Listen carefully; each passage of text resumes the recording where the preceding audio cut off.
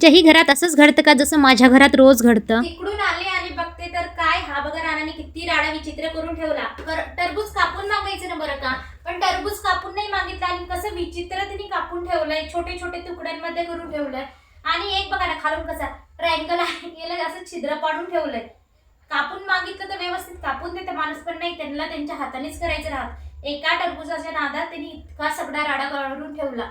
आणि आता ना 7 वाजले आणि मला पुन्हा स्वयंपाक करायचा आणि मुलांना सांभाळायला घरी कोणीच नाहीये. म्हणजे तिची आजी वगैरे गेलेली आहे मंडीत बाहेर आणि पप्पा पण घरी नाही. मस्त म्हटलं आज कढी भातच करते आणि ती गेली आहे बाहेर थोडंसं खेळते, तेव्हा पटकन स्वयंपाक आवरून घेते. आता पटकन स्वयंपाकाला लागते आणि मस्त कढी भातच करते. कढी भात आम्हाला सगळ्यांना आवडतो आणि आम्ही तो खूप आवडीने खातो.